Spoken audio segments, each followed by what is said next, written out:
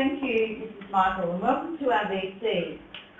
I'd like to introduce Noeline Martin over here, and the author Aaron Blabey, and Ursula Dubosarsky, and Jackie, one of you? Jackie. No, okay. So welcome to you live from Gummy Bay Public School. Before we start, I'll just quickly run through with you how it all works. The most important button is the mute button, which is the yellow one. Please keep that on at all times, and then you're asked a question by one of the authors. If any of your students would like to answer any questions, just make sure the kids talk into the microphones, which are located on the ceiling. We're very lucky to have our two authors with us today. Ursula Dubosarsky is an Australian writer of fiction and non-fiction for children and young adults. She has won 9 national literary prizes, including 5 New South Wales Premier Literacy Awards, more than any other writer in the award's 30-year history. Her work is characterised by a child's vision and voice with both clarity and ambiguity. And Aaron Blabey is an Australian ex-actor, artist and children's writer. Aaron has appeared in various television and film roles throughout the 1990s and 2000s. From mid-2000s, Aaron turned his attention away from acting towards painting. Aaron has also written and illustrated 4 children's books. The first, Pearl Barley and Charlie Parsley, published in July 2007, received the Children's Book Council of Australia Award in 2008 for the early childhood category. His second book, Sunday Chutney, was published in June 2008. He's also a family case, and his new book is The Ghost of Miss Annabelle Spoon. Thank you. Right, thank you. Yes, yes, fantastic. Well, here we are. There's Aaron, and here's me. Hello. It's fantastic to be here. Very exciting to sort of connect with everybody electronically. What we're going to talk about today, or sort of do today, is we're going to talk about how you make characters in stories. You know, when you read a really good story, you get a sense, you feel like the person in the story, even though you know they're made up, you feel like they're a real person. And often people like me and Aaron will be asked, well, how do you do that? How do you make up a character? And the book that we're looking at is mine. I've written a few books with different sorts of characters, but this one's the deep end. And it's all shiny. And the character in that is a little girl, the main character, is a little girl called Becky. And Becky's actually in, that's the last of 6 Becky books. I've written 6 books all about this crazy little girl, Becky, and her little brother, Ed. And to me, they are like real people now. But before I made her up, she didn't exist. And so the question is that we'll look at today is how do you make somebody up? Okay, back again. Now, actually, one of the schools asked, in fact, I think 2 of the schools that we're talking to today asked this good question, was both Curran Hill Public School and Des Moines asked, here I've got it written here, how did you come up with the name for each character? And I thought that was a great question because the name is quite important in a way. And so here we've got Becky, and she's got a little brother called Ed. And for me, when I'm making up a character, I like to have a name that I feel comfortable with, that I want to write about. And with Becky and Ed, it was a little bit easy because I knew these books were going to be for children who were just starting to read. So I wanted names that were not too long and difficult. Some of my other books have kind of got long, crazy, difficult names. But I wanted a nice sort of simple name that looked exactly how it was spelled, not like my long, difficult name. And so I can't quite remember when I thought of Becky and Ed, but it was as I was starting to write. But sometimes you can't think of the right name straight away. And when I can't think of the right name straight away, I give my characters the name X. So I start writing my story, because I can't think of just the right name, and I write down, well, you know, X got up in the morning and X ate her cornflakes, or, you know, X ran down to the beach or something like that. And then as I start to write, the right name comes to me. And so that was the story. I guess I somehow sort of Becky and Ed as sort of short, simple, funny names that I liked. But the other good question we had, which I think was from Lightning Ridge Central, had a very good question. They asked, do any of your stories come from real life? And I suppose the answer is, sorry I keep walking away and putting things down.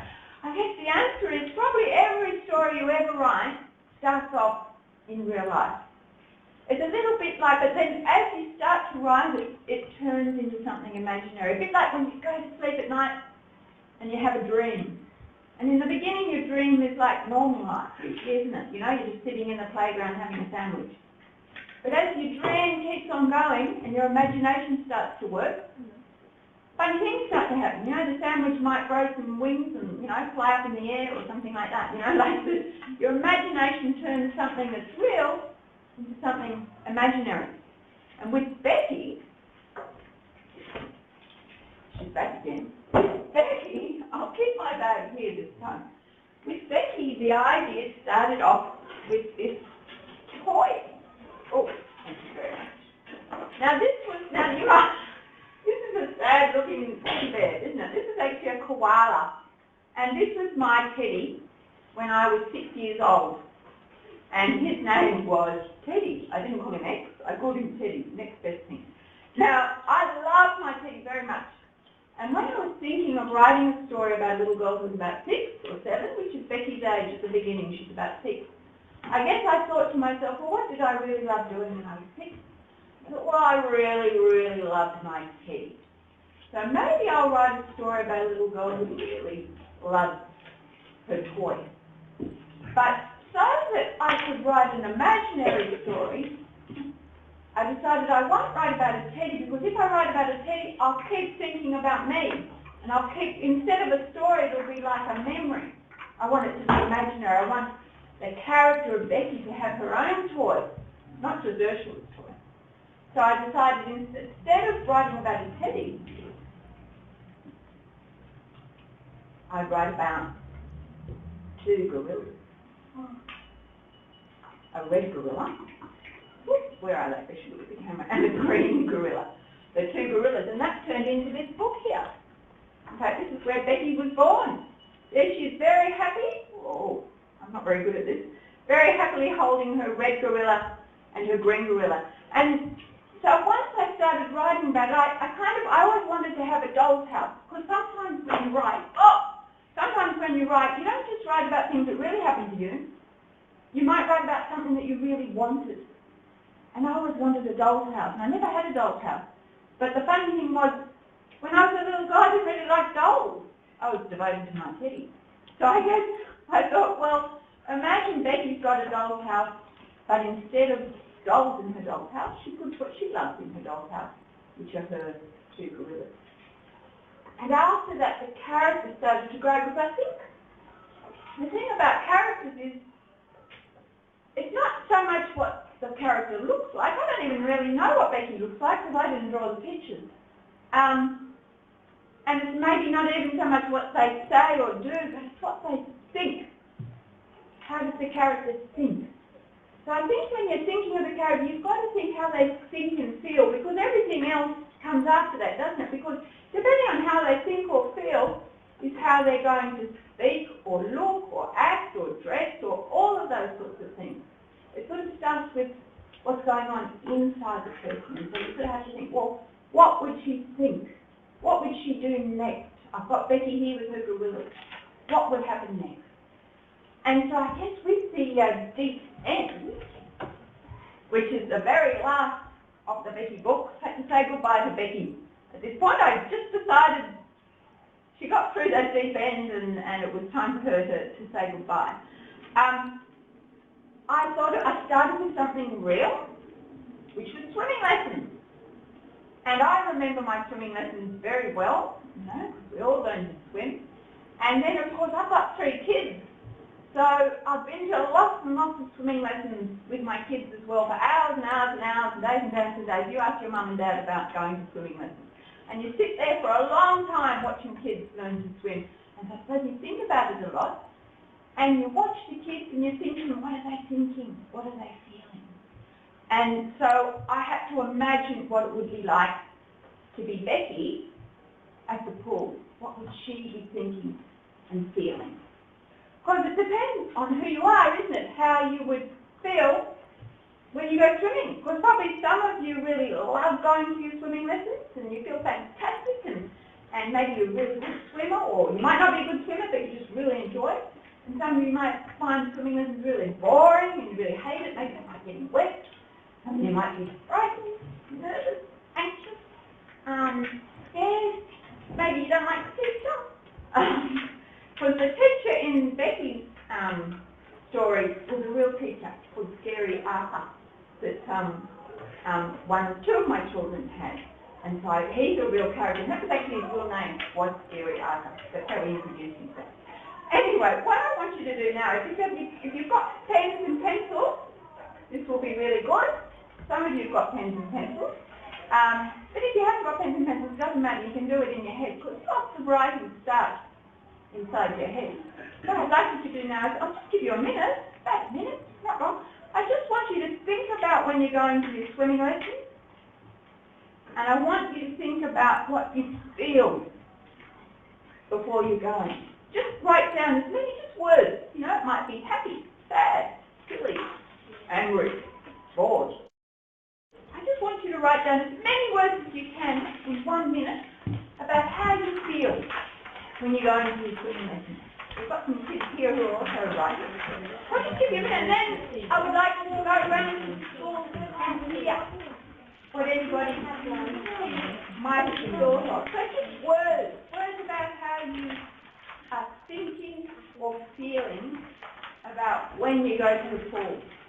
It might be how you're feeling on the bus, or it might be how you're feeling when you wake up in the morning and you think about it, or it might be how you're feeling when you're standing on the edge with your goggles. Maybe you feel uncomfortable. I hate goggles, actually. I can't stand them. That's what I always feel. I just think, oh, I hate these goggles. Or when I was at school, we had to wear these horrible rubber swimming hats. You still have to wear them? Yeah. I hate them. Or maybe, I remember this feeling when your swimming costume's too tight, because you know you keep growing, digging into it, you feel really uncomfortable, you might feel like that. Or you might feel, and then you might feel embarrassed or self-conscious. Or maybe the sun is really burning and you feel really hot. Or maybe it's freezing, it's raining, you feel really cold. So, just in about a minute, let's see how many words you can write down about how you feel before you go to your swimming lesson. Who's got a word? Oh, I can see some lists of words. I wonder, are we able to tune into any of the schools and ask them, yes, if they've got, what would be good would be maybe 1 or 2 words from each school. And if the other school has said your words, then maybe some other words. Does that sound good to you? So if you go to the school, so just call them up, right? Okay, right. Drummoyne Public School. I wonder if you've got any words you could tell me about how you feel before you go to your swimming lesson.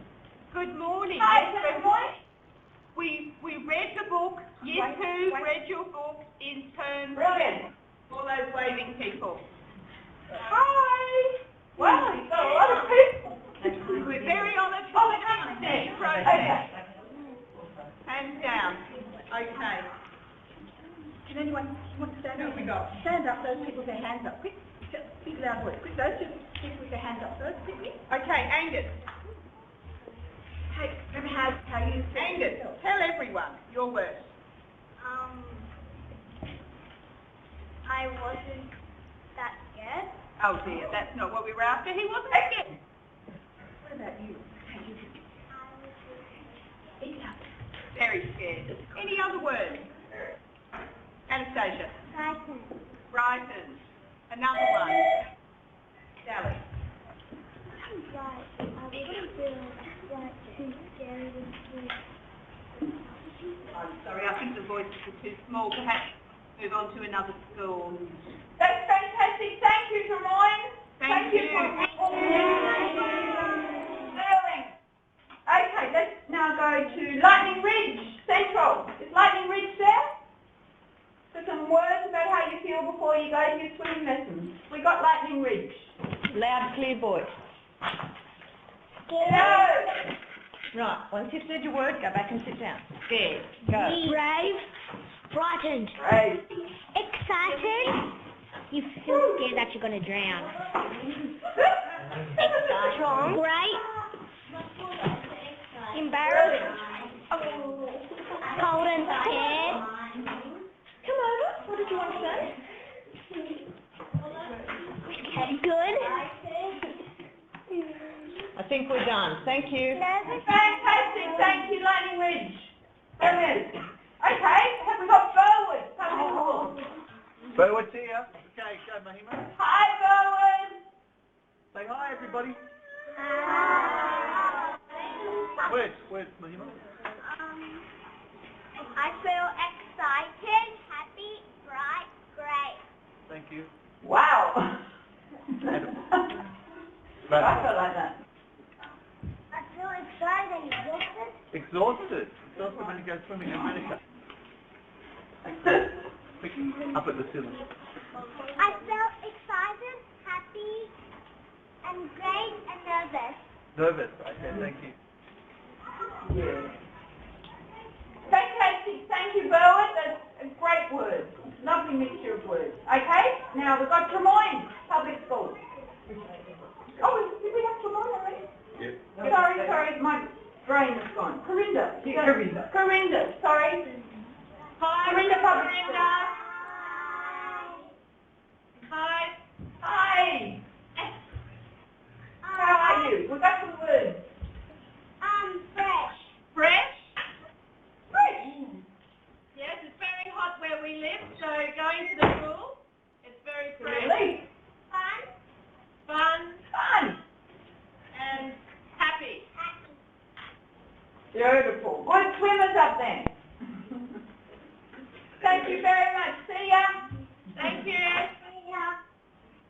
Now, Curran's Hill Public School. Curran's Hill? Yes, we've got Montana here to say it to you. Extraordinary, cold, Extraordinary. nervous, cold, extraordinary, happy. Excellent word. Bigger voice, Chloe. Chloe? Freezing. Big voice. Freezing. Yeah. Shivering. Yeah. Great word. Is that it? That's it for now. Yes. Thank you. That's great. And the last one, have we got Camdenville? I think I'm not sure if they're there. Camdenville, are you there? No, they're Dead silence. They're not there. Well, thank you all very much for those words. We'll be talking about those words and those feelings about how you make your character a bit later. But now I'm going to pass you over. Am I doing the right thing? Oh, they didn't have their words. Oh, you didn't have the words. I'm sorry. How stupid. Now we've got the words right here at Gardner Bay. Thank you. Words. I feel excited, happy, uncomfortable, fantastic, phenomenal. Brave, embarrassed, bright, brave, puffed out, the best in my group, fresh, special, and extraordinary. Whoa. That's fantastic. And one boy. Yes. Happy, tired, awesome, excellent, good, great, comfortable, brilliant, and scared. Oh, isn't that interesting? What a collection of emotions there. That's a great response. Thank you. Have we got time for any more? I know, I don't think we're going to have time, but Sorry, we lost those words hang on from to you, those. We'll use them later. And now I'm going to pass you over to Aaron. I'll get out of your way.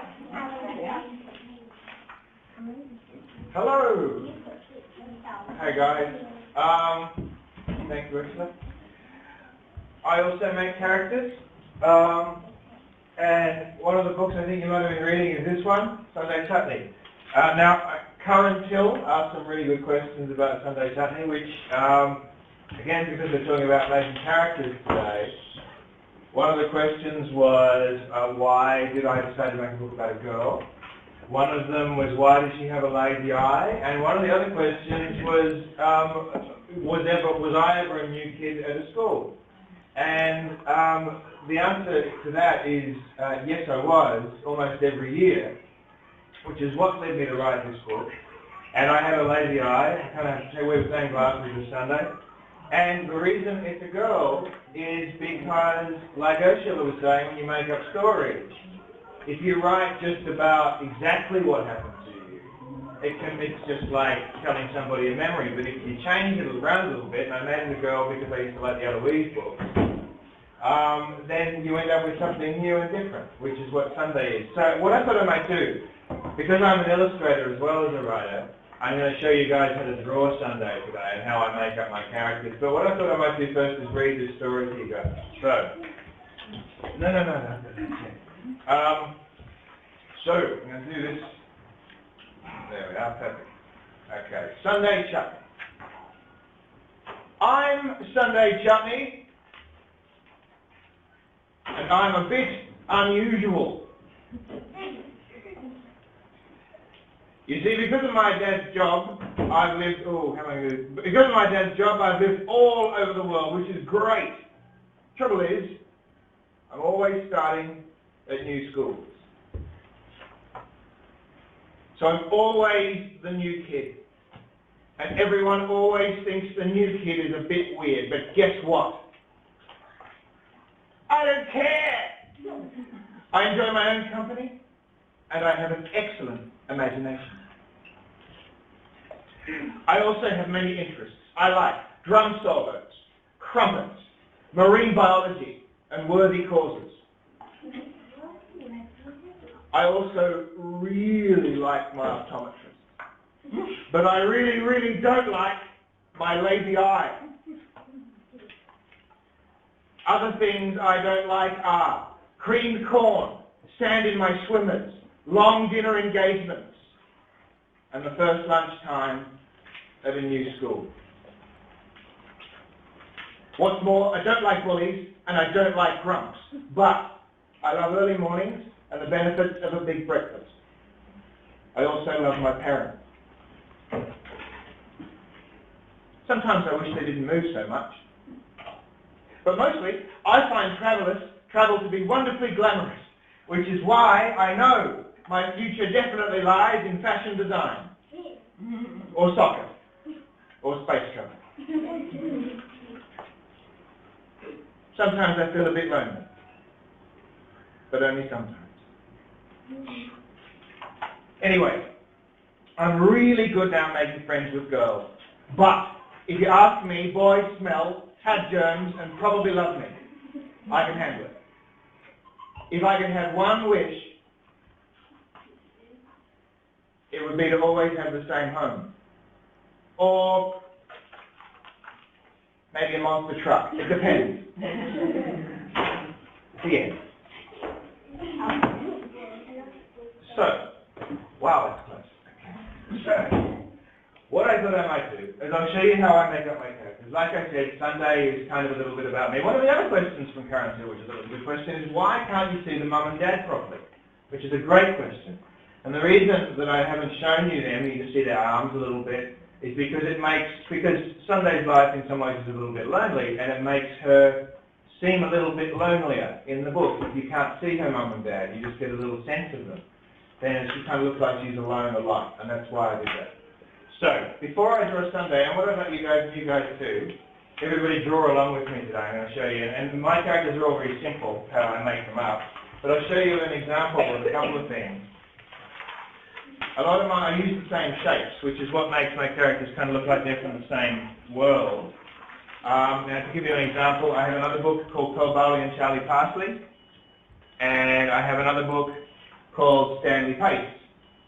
And interestingly, it looks like I'm drawing traffic lights here, but this is Pearl Barley, Stanley Pace, and Sunday Chutney. But the difference is, they have different personalities, which makes me use different bits to put in these circles, which makes them completely different. So Pearl Barley, I don't know whether you've read that book, but Pearl Barley is really loud and likes to talk and talk and talk. So, when I draw her, there's her nose and her eyes, but because she likes to talk and talk and talk, I give her a really big mouth, and she has little pigtails, which makes her Pearl. But Stanley Pace, if you've read that book, Stanley Pace is really, really, really small. So the way I do that is it's the same circle, exactly the same one, but instead of having normal size eyes like Pearl, I give him ridiculously big eyes, like that, and then give him really, really big ears, which makes him look even smaller. So I'm using the same bits,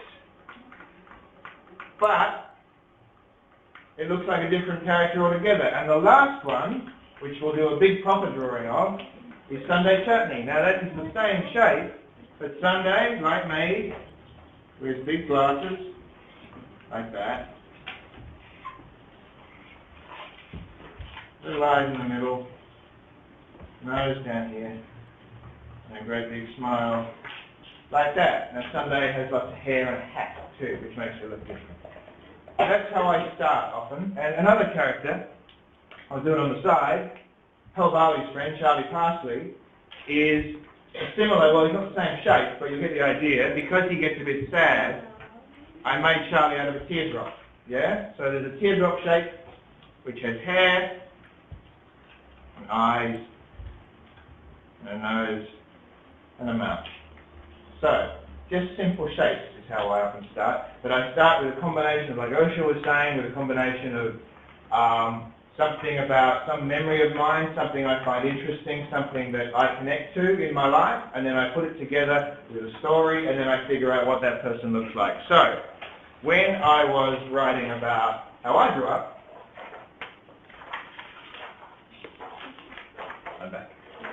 when I was writing about that, and I used to love the Eloise book, so I wanted to do it about a funny girl, and I thought, how should Sunday Chutney look?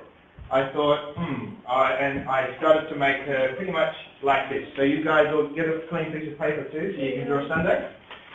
And this is how it starts. So I gave you a little hint before. You start with a circle. So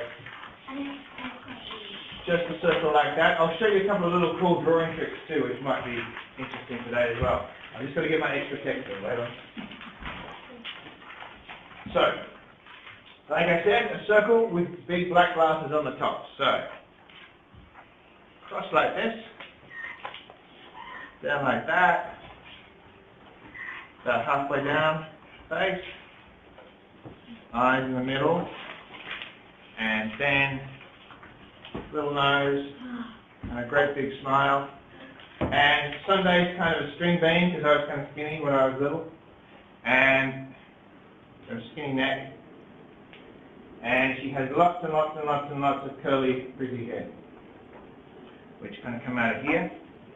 And you can draw this with anything, if you're using pencils or textures or whatever. Doesn't really matter. It's simple, just simple shapes. So here's Sunday's hair. Just kind of comes out the side like that. And it's really, really, really, really messy. There's lots and lots of messy hair.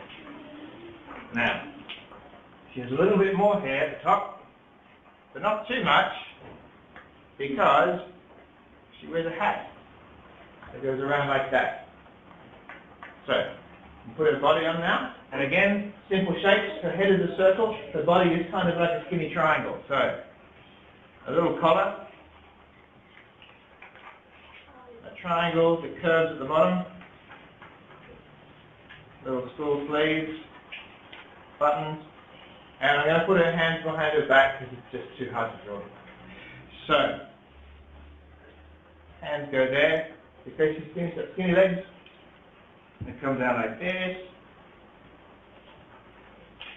all the way down there, wobbly, and then quite normal size feet, just like that. So, her hair's not long enough, so we're going to put a little bit more hair down here. Well, there's some good Sunday chutneys happening in this room. And put a bit more hair over here. And now I'm going to show you a little cool trick that I do when I draw. Because I paint my books, so I use lots of paint. But when you're drawing with textures or pencils, I'm going to use a grey texture now instead of a black one. And you can put little shadows on, which makes your drawing look a little bit more three-dimensional. So, I'm going to put a little bit of shadow under her nose. shadow inside their glasses because their glasses are putting a shadow on their face. Just like that. It's going to be pretty subtle on screen, but you might be able to see it. And then down here like that, under her chin, you think about what's putting a shadow on what. And then she has a little bit of shadow under her sleeves, on her legs, and across the ground like that. And then I'll put some stripes on that dress. Just like that. And across there. And she's just about done. So, I've forgotten to put something on though. Does anybody notice what's missing? Anybody here? Yeah. The flower. Well done. She's missing her flower in her hat. Which just goes up there. So that's Sunday chutney. Now, I have in my pocket my phone, which has other questions, which I thought I might just check before. Now, there was a really interesting question from Des Moines Public that said, does my mother know I make books? And yes, she does. I have nothing more to say about that, but I did like that question. And why do you write for children is another good question from Des Moines. And this is a question for Ursula too, I think. But for me, and we'll ask Ursula in a minute, but I don't know, when I was a kid, because I moved around a lot, like Sunday, I spent mostly, because I mean literally every year or 6 months I was at a new school. So when I go, I didn't know anybody, I was always a new kid.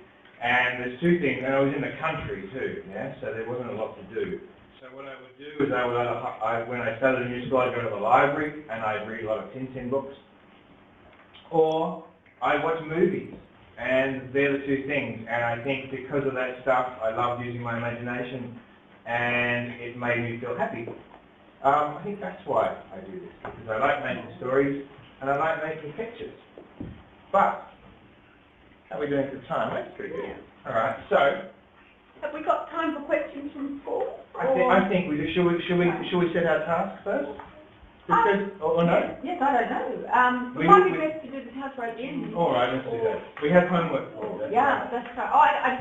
I'll just very briefly, so I think I write for children because I've got a very good memory of childhood.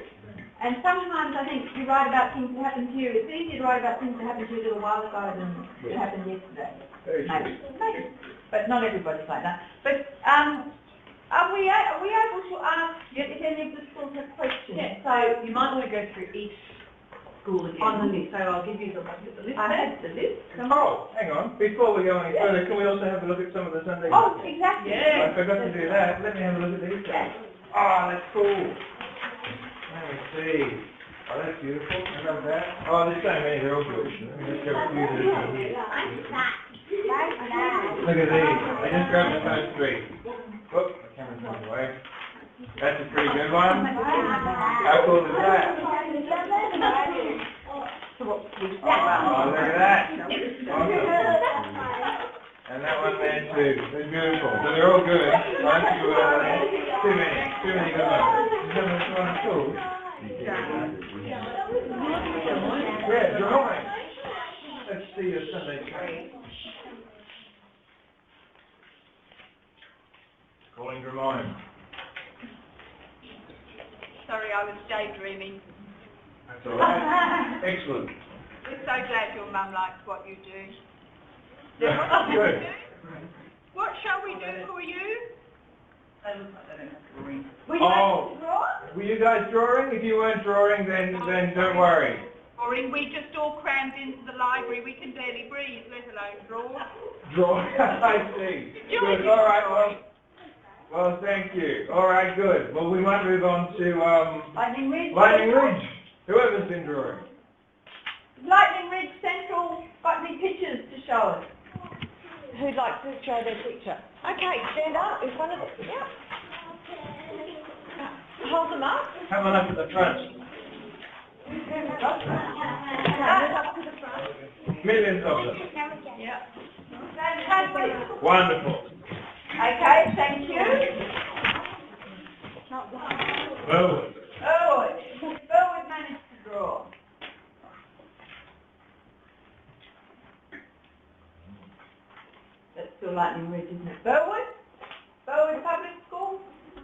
guys. Questions? Jamila, big loud voice. They're coming, they're coming. When did you write your first book?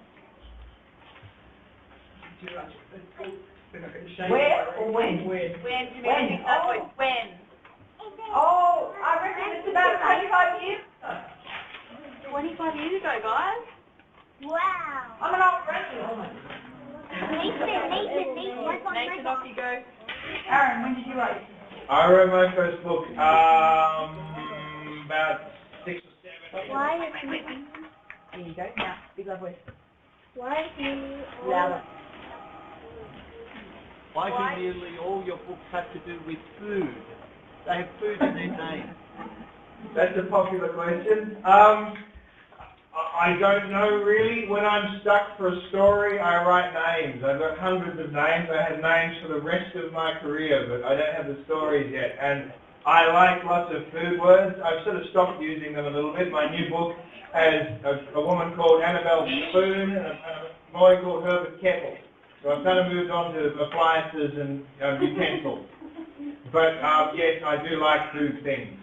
That's why. No, there's no deep reason. I just think they're funny. Thank you. Thank you. Maybe Corinda? Either some pictures or questions? Corinda Public. There? Yes, we are. We actually had to put up with the teacher drawing on our smart board, our picture. Oh, So, fabulous. yes, we'll go back to the class and draw our own pictures. But we do have a couple of questions, if that's okay. Oh, good. Are you going to make one of your books into a movie? That's a good question. I'm working on a digital version of my new book, which is a ghost story where you can move the characters around and stuff. It's an app that you'd use on an iPad, which is quite good fun. But yes, I'd love to do that. And I'm writing a comic too, which I think would make a good cartoon. So maybe. Oh, not me. No. You have to do that for me. Okay, Any other questions? Yeah, we've got one more question. Have you illustrated all the books you have written? Have you illustrated all your books that you've written? I have, yes. Because I do both, I find it. I know some illustrators who write as well, only one, but I know one guy who does it, who can get other people to draw for him sometimes. I find that quite difficult because the pictures and the story are so tied together in my head that I can't see it any other way. But yeah, I do. I do is a short answer. Good question. Yeah, All right, We've got one more question and that's it. Yep. Okay. How many schools have you been to? Aaron, how many schools have you been to? I've only started doing that this year because I've never been able to before because I was doing too many other things. So I'm only about 12 or something. So I haven't done much of it, but I'm now doing it all the time. So yes, lots and lots more. I love it. Fun talking to you guys. Great. So there was just a question I've been alerted to is how did I work, because I don't draw at all, and in fact even when I'm thinking of my stories I don't even really see them as pictures. And so I always get somebody else to illustrate my stories. And the person who illustrated all those Becky stories, her name, it's a lady, even though you might think the name Mitch was a man, her name's Mitch Baines. And you might be amazed to hear that I've never even met her. In fact, I've never even spoken to her. We've only exchanged Christmas cards. So what happens is I just send her my story and she sits down and she draws whatever she likes. Right? We never even talk about it. So it's not like that with always when you work with an illustrator. Sometimes you talk a lot about it. But with Mitch, I just love what she draws, and it's really exciting actually because it's like, I don't know, it's like magic. You've written it and then suddenly it all comes to life on the page and it's an exciting surprise when you see what she's drawn. So that's how I work with Mitch. And she's pretty good, I reckon. Was school we haven't spoken to, I think, perhaps Karen Hill. Is Karen Hill still there? They might have a question. Oh, have you got any drawings or questions? We don't have any drawings, but we're going to do them back in class. Well, excellent. I have a question. How did Aaron become such a good, drawer? Where are you, Aaron? I'm here. Look, I just the only way you get better at drawing is to draw and draw and draw and draw. Just do it. But I have a cautionary tale. When I was in year 7, I went to a new school again, and there was a kid in my class who was the best drawer I've ever seen. He was amazing. And I went, oh, I can't draw as well as him, and I stopped. And I didn't draw for about 15 years at all. So that was probably the stupidest thing I've ever done. So if you like drawing, just do it. Just do it, do it, and do it. Don't be hard on yourself, just do it for fun. Because it's great, and you never know. Because you can end up doing cool stuff like making books or animating things. So yeah. And then I think for Drummoyne, we didn't give you a chance to ask any questions. Has everybody had a chance to ask questions? I think My part hasn't. Oh, the card's here. I'm so sorry, I keep forgetting. You're right in front of me. Goodness, what was your question?